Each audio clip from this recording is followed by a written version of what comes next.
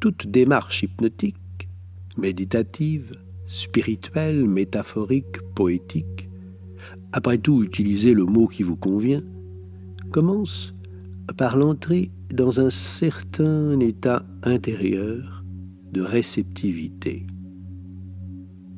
Savez-vous qu'il existe une question qui nous amène automatiquement dans un état hypnotique profond quand on se la pose? Au début, cette question n'a l'air de rien, mais au fur et à mesure qu'on la répète, on entre dans un certain état intérieur. Une question qui produit un intense travail de nettoyage à l'intérieur de soi. Si vous craignez d'entrer dans un profond état intérieur, alors n'écoutez pas cette question.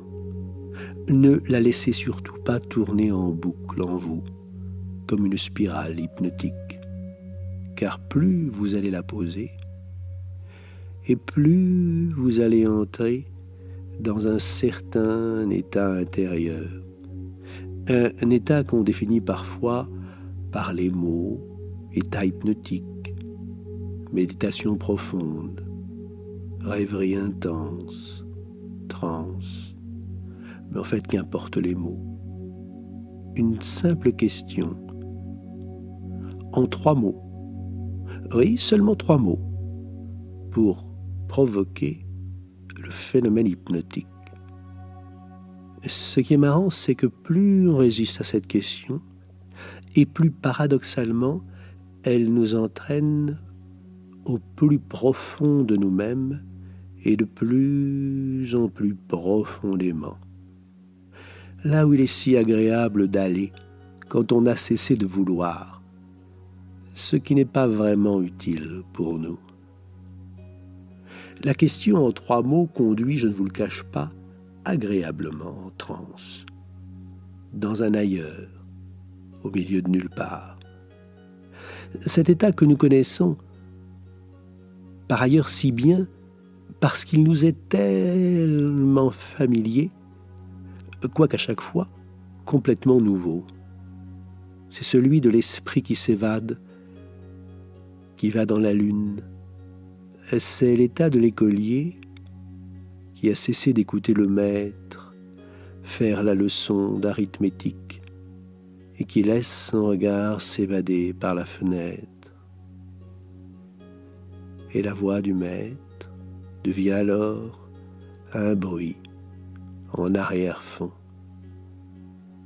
tandis que l'esprit de l'écolier court dans la campagne, au milieu de la nature verte et sauvage, par un petit sentier rocailleux qui laisse deviner à chaque détour une aventure merveilleuse, alors qu'en réalité l'école n'est entourée que de béton et d'immeubles gris.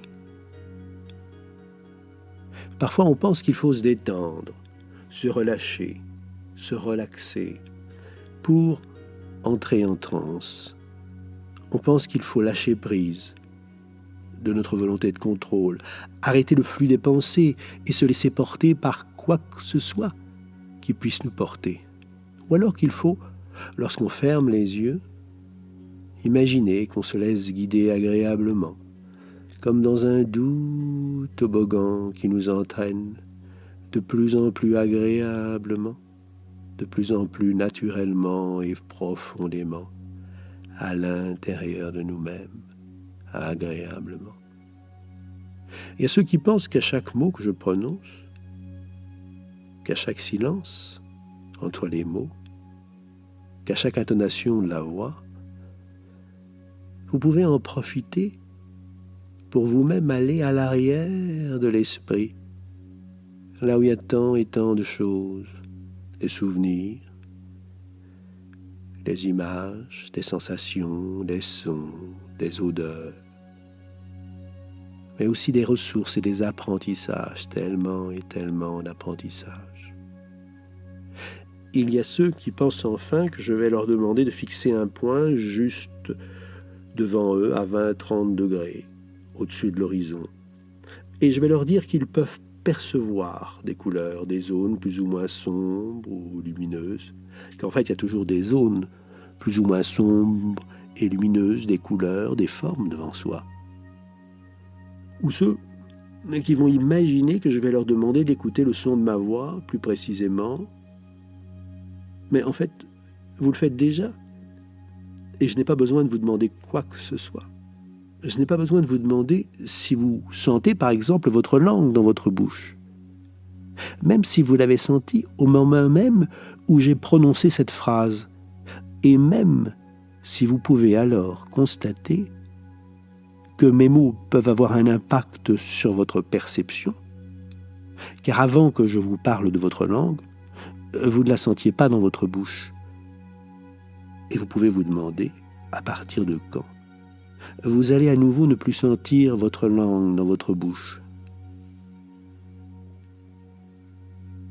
Et vous n'avez certainement pas besoin de vous souvenir, d'oublier quoi que ce soit. Parce que vous savez que vous allez à nouveau oublier que votre langue est dans votre bouche. Et vous pouvez oublier de sentir votre langue, car je sais déjà que vous savez que je le sais, et qu'en fait ça n'a absolument aucune importance.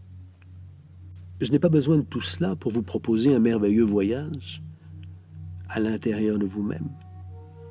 Et vous pourrez ne retenir de ce voyage que ce qui vous convient, et uniquement ce qui vous convient. Pour que ce voyage soit pour vous riche d'enseignements. Et votre inconscient pourra choisir d'oublier ce qu'il n'est pas utile de retenir pour vous. Car votre inconscient sait faire des choses que vous ne savez pas faire consciemment. Essayez d'oublier volontairement la sensation de votre langue dans votre bouche. Plus vous allez vouloir l'oublier, et plus vous allez vous en rappeler.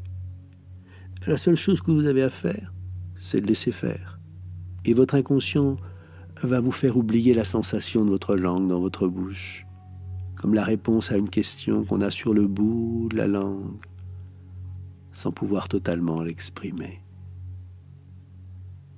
Simplement laissez faire.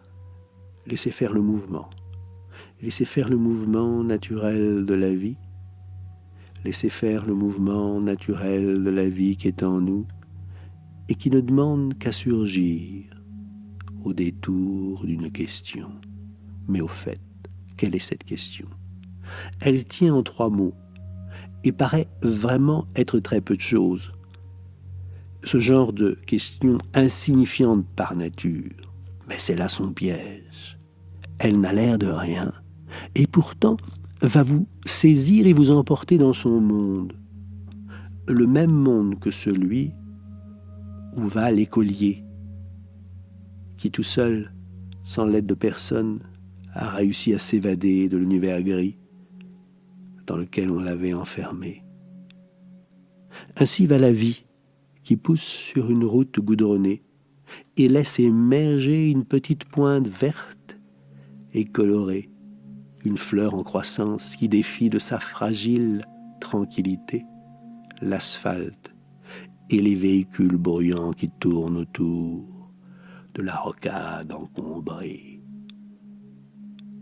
3 mots pour une question, la voici. Qui suis-je ? Il y a bien 3 mots et un point d'interrogation à la fin. C'est donc bien une question en 3 mots. Qui suis-je ? La question insidieuse ne me concerne pas moi précisément, mais elle me concerne aussi moi. Qui suis-je ? La question vous est posée à vous. Non pas de qui je suis moi, vous l'avez compris, je présume, mais de qui vous êtes vous, enfin de qui nous sommes finalement. Je pose la question à l'être humain que nous sommes, et j'attends une vraie réponse. Pas une réponse pour rire, qui serait une manière de ne pas répondre à quelque chose d'important.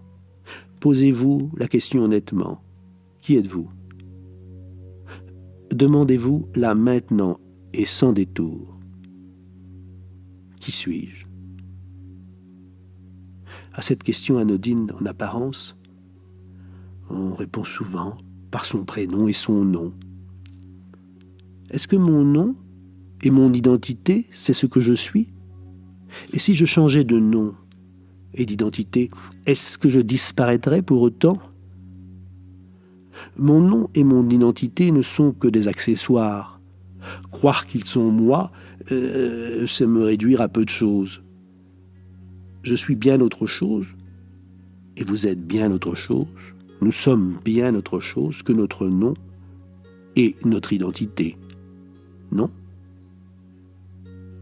Est-ce que mon métier, ma position sociale, c'est ce que je suis? Mais pas plus que mon nom et mon identité. Ils ne sont que des accessoires. Je suis bien autre chose. Nous sommes bien autre chose qu'un métier ou qu'une position sociale. S'ils disparaissent, je serai toujours là, vous serez toujours là, nous serons toujours là. Est-ce que mes biens, ma voiture, mon téléphone, c'est ce que je suis? Ben pas plus, ils ne sont encore que des accessoires. Je suis bien autre chose. Vous êtes bien autre chose, nous sommes bien autre chose que nos biens. Et s'ils disparaissent, nous serons toujours là. Est-ce que mes parents, mes enfants, mes amis, c'est moi? Ce sont des proches, mais ce n'est pas moi, évidemment. Mais si je pense que mon nom, mon métier, ma position sociale, mes biens, mes proches, c'est moi, alors je suis une illusion. Heureusement, ce n'est pas moi. Ce que je suis est ailleurs. Oui, mais où? Est-ce que les mots me manquent pour dire qui je suis? Lorsqu'on m'a retiré mon nom, ma position sociale, mon métier, mes biens, mes proches, qui ne sont pourtant pas moi. Pourquoi ai-je parfois l'impression que sans mon nom, sans mon métier, sans mes biens, sans mes proches, je ne suis rien, en fait? Qui suis-je? Suis-je... Mais l'aurais-je oublié? Suis-je quelque chose sur le bout de la langue que j'ai oublié? On pourrait me définir par un mot général, comme un Français, un Européen, un être humain. Mais c'est encore un mot, un accessoire linguistique. Mais ce n'est pas encore suffisamment moi. Qui suis-je? Puis-je répondre à cette question sans tomber dans l'illusion, dans la croyance réductrice, dans le conditionnement social, dans la généralité vide de sens? Qui suis-je? Est-ce que ce sont uniquement les autres qui me définissent? Est-ce que je n'existe que pour leur plaire ou leur faire plaisir? Être à la hauteur d'une position sociale ou de biens qu'il faut absolument acquérir? Un nombre de likes sur des réseaux sociaux? Mais si c'est le cas, je ne suis qu'une marionnette dont on tire les ficelles.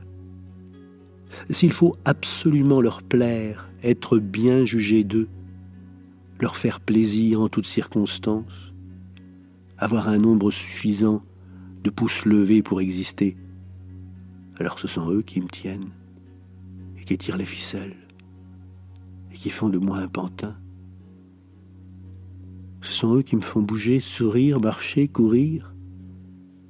Les autres, ceux à qui je dois plaire, absolument,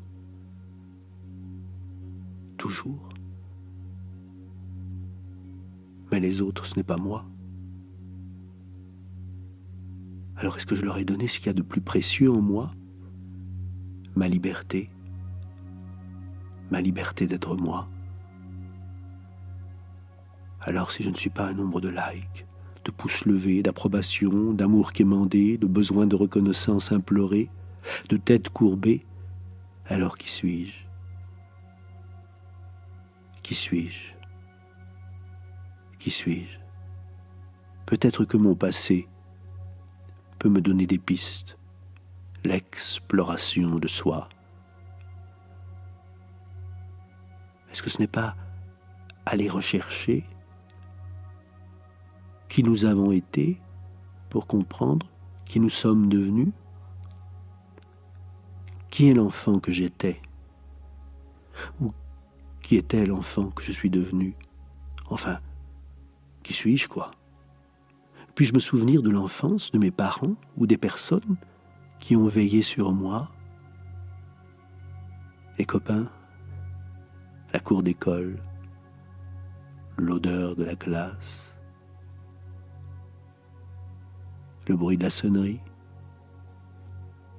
Puis-je me souvenir de mes premières rencontres, des premiers regards échangés, des premiers apprentissages, du cœur qui bat dans la poitrine à cause d'un sourire, des espoirs, des déceptions, des rêves et des voix. Puis-je me souvenir des voix entendues, celles des parents, des amis, des copains, les voix oubliées ou retrouvées, les premiers amours. Puis-je me souvenir des voix quand je cherchais ma voix. Puis-je me souvenir des odeurs oubliées que l'on peut néanmoins retrouver. Odeurs de cuisine, parfum, senteur de l'enfance. Et si pendant quelques instants, je m'attachais à un souvenir agréable de l'enfance, quelque chose de doux, de tendre, d'un câlin, d'une voix chuchotée, ou de quelque chose qui y ressemble, un souvenir heureux de l'enfance, un souvenir enfoui qui ressurgit, mais uniquement de la douceur. Une chanson enfantine peut-être, une comptine, un rire, une odeur agréable qui revient du plus profond des souvenirs, une sensation de douceur sur la peau, un doudou, un jouet.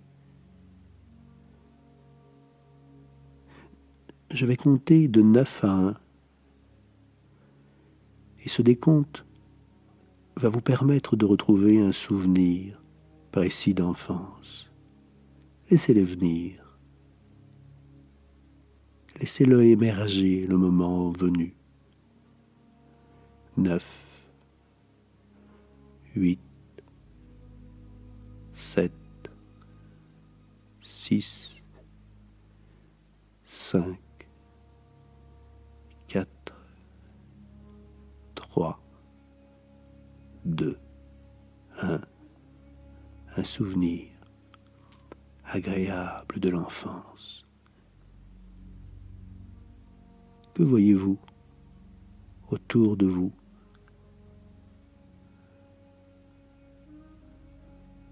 Voyez-vous vos mains d'enfant? Comment vous voyez-vous?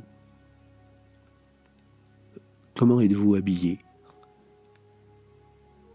Que faites-vous? Y a-t-il une ou plusieurs personnes à côté de vous?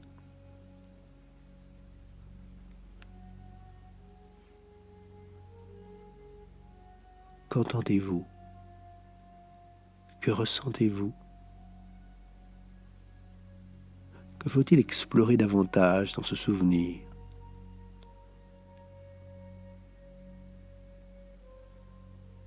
Que faut-il rendre plus précis? Que faut-il davantage percevoir? Pouvez-vous bouger, vous mouvoir, vous émouvoir? Pouvez-vous modifier la luminosité, les couleurs, les contrastes, rendre plus nets les sons et les voix s'il y en a? Pouvez-vous les rendre plus précises?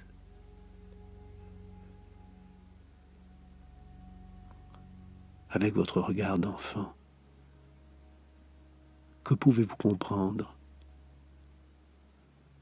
et avec votre sagesse d'adulte d'ici et maintenant,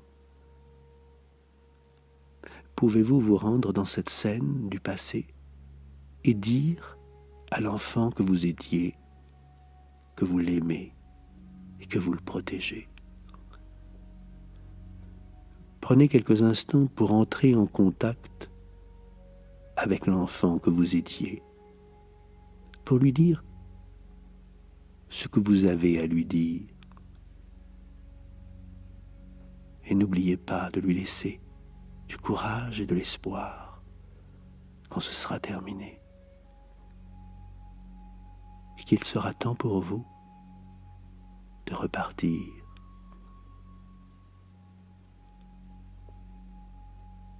Pouvez-vous vous demander, mais pourquoi votre esprit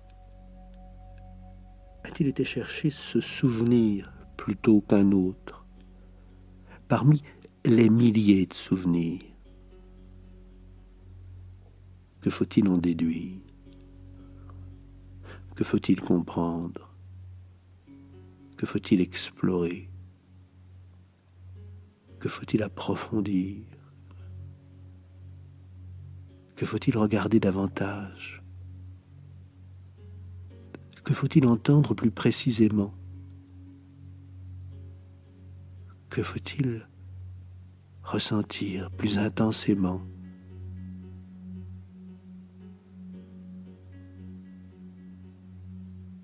Mais je ne suis pas mon passé.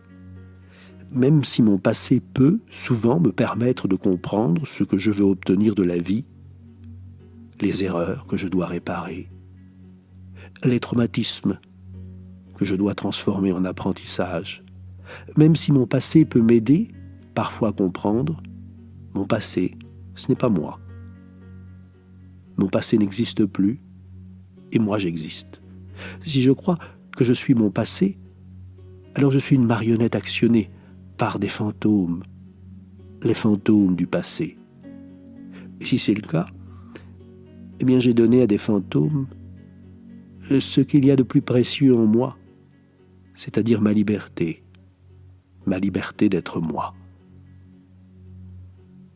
Je ne suis pas un nom, je ne suis pas un métier, je ne suis pas une position sociale, je ne suis pas une voiture, je ne suis pas un appartement ou une maison, je ne suis pas un téléphone, je ne suis pas un ordinateur, je ne suis pas un fantôme du passé, je ne suis pas un nombre de likes ou de pouces levés. Nettoyons l'accessoire pour garder l'essentiel. Osons regarder la vérité en face. Mais enfin, qui suis-je? Je suis de l'énergie. Je suis de l'énergie en mouvement. Je suis la vie incarnée, ici et maintenant. Je suis mystère.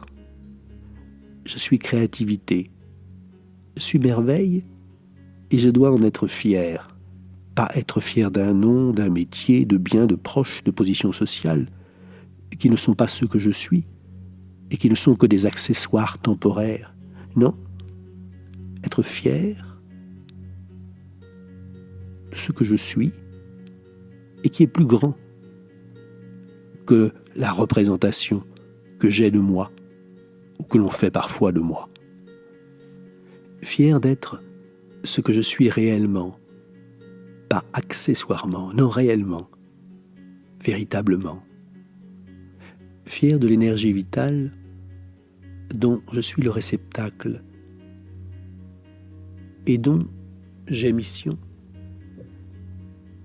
de faire se déployer cette énergie, de la faire se déployer chaque jour davantage. Mon histoire est l'histoire de cette vie incarnée qui se déploie, perçoit, génère bien-être et amour pour soi et pour les autres.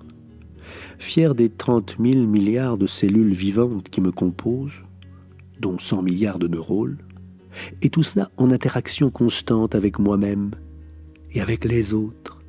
Fier de ce mystère et de cette merveille que je suis, aux capacités incroyables et au potentiel créatif insoupçonné, uniquement restreint parfois étouffé par des croyances sociales réductrices et des limites mentales apprises. Non, je ne suis pas qu'un nom, qu'une position sociale, qu'un ensemble de biens ou de pouces levés. Mon but est de vivre intensément, totalement, avec bonheur et joie, pour transmettre témoignage de la beauté et de la puissance bienveillante de la vie. C'est par ce témoignage de l'élan vital, libre et créatif que je produis autour de moi de l'énergie utile aux autres. J'apaise car je suis apaisé. Je rends heureux car je suis heureux. La vie me sourit car je souris à la vie. Il se pourrait que ce soit aussi simple que cela. Qui suis-je? Oui, qui suis-je? Je suis lumière et énergie. Je suis l'enfant qui s'évade par la fenêtre de l'école. Je suis la vie libre et mystérieuse, belle, comme une petite fleur qui brise l'asphalte et le béton gris et surgit soudain, fière d'elle-même, et qui embellit le monde de par sa seule présence. Voilà qui je suis, et voilà qui vous êtes. Lorsque vous aurez pris tout le temps nécessaire pour intégrer tout ce que vous avez choisi de retenir, de ce voyage à l'intérieur d'une question en 3 mots, chaque partie de vous, l'enfant que vous étiez, l'adulte que vous êtes, et l'adulte créatif et libre que vous serez, vont pouvoir à nouveau se réunir et ne former qu'un seul mouvement, qu'un seul élan vital, qu'une seule énergie harmonieuse et puissante. Un être d'énergie et de lumière qui aspire au bonheur et qui, chaque jour, peut l'atteindre. Car le passé, même s'il est riche d'enseignements et parfois de souffrances, n'est que le passé. Vous êtes la vie intensément libre et créative, la vie incarnée, ici et maintenant. Vous êtes merveille et luminosité. Et tout ce qui pourrait vous faire croire l'inverse n'est qu'illusion et croyance limitante. Si ces croyances limitantes ou ces illusions ont parfois fait de vous des marionnettes, au service des autres ou au service illusoire des fantômes du passé, vous avez le pouvoir de briser ici et maintenant et instantanément tous les fils, toutes les chaînes qui vous emprisonnent. Maintenant. 1, 2, 3, 4, 5, 6, 7, 8 et 9. Désormais, vous êtes libre. Et je remercie vraiment votre inconscient, l'inconscient de chacun d'entre vous, de l'écoute qu'il m'a accordée. Merci.